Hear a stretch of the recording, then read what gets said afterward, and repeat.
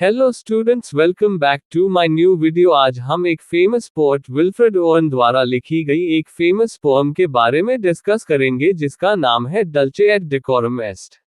सबसे पहले हम द पोएट विल्फ्रेड ओवन के बारे में बात करेंगे। विल्फ्रेड ओवन अंग्रेजी साहित्य के प्रसिद्ध युद्ध कवि थे।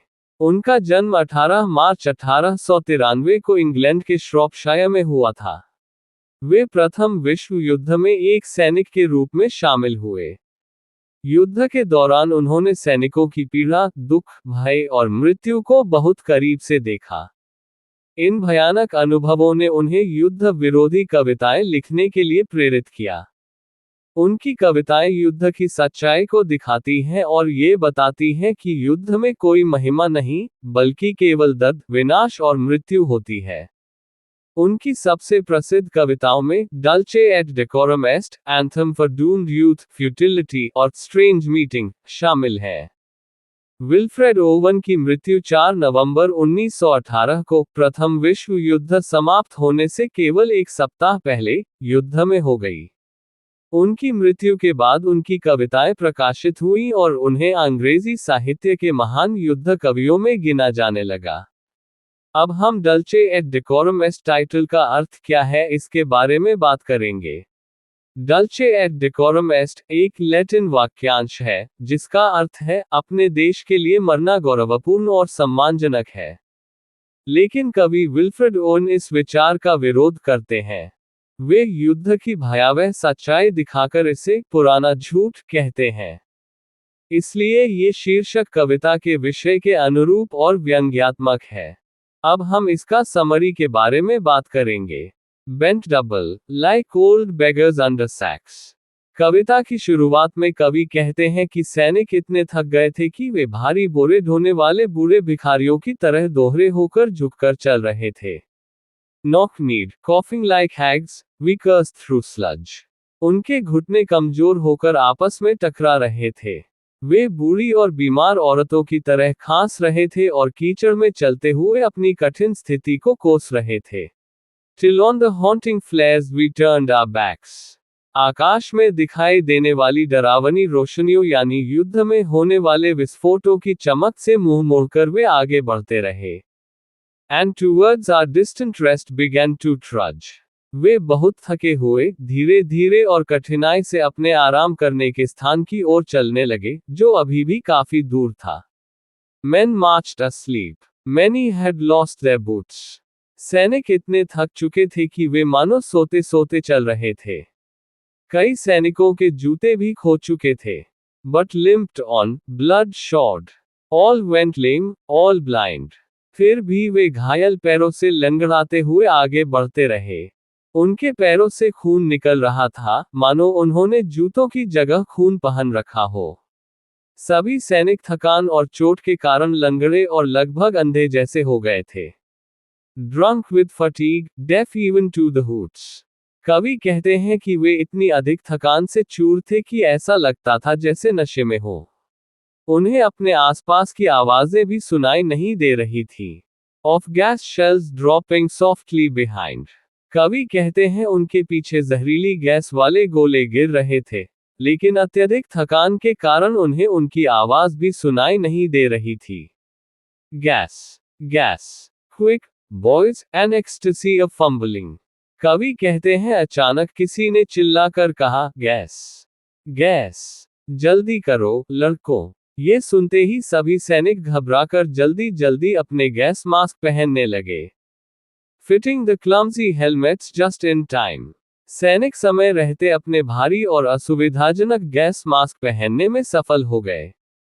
But someone still was yelling out and stumbling. लेकिन एक सैनिक समय पर गैस मास्क नहीं पहन पाया।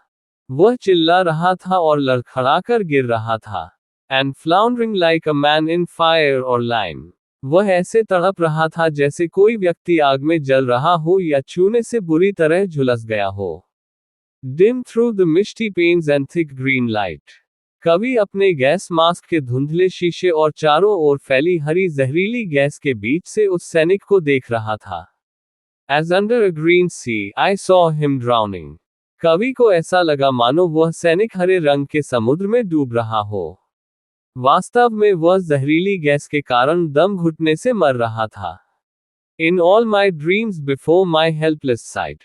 कवि कहते हैं उस घटना के बाद मेरे हर सपने में वही सैनिक मेरी आंखों के सामने दिखाई देता है।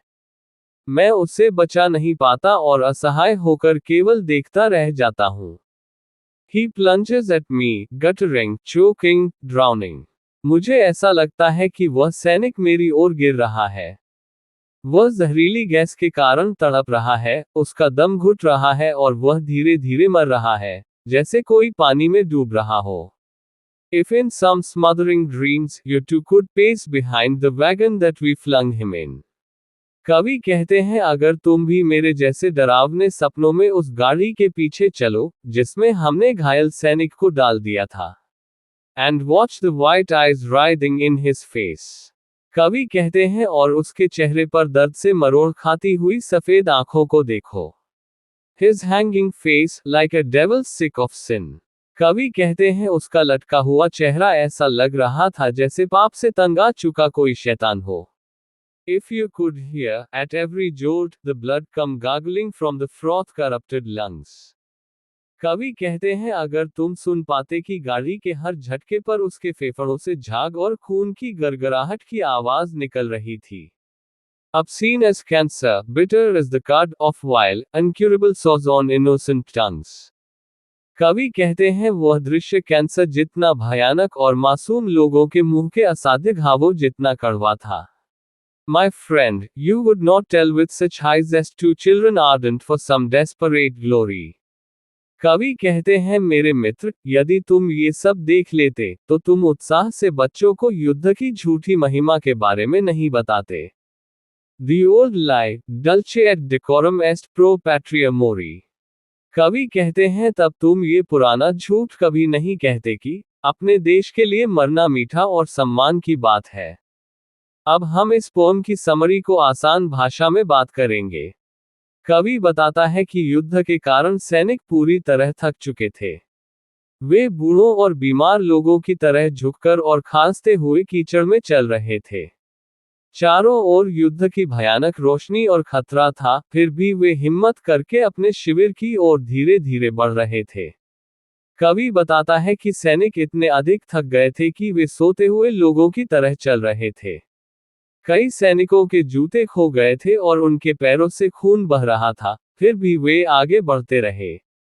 वे इतनी थकान से टूट चुके थे कि पीछे गिर रहे जहरीले गैस के गोलों की आवाज भी उन्हें सुनाई नहीं दे रही थी।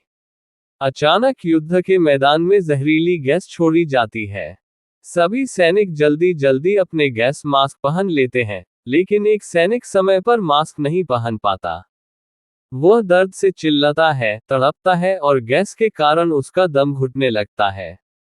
कवि उसे अपने मास्क के धुंधले शीशे से देखता है और उसे ऐसा महसूस होता है जैसे वह हरे समुद्र में डूब रहा हो।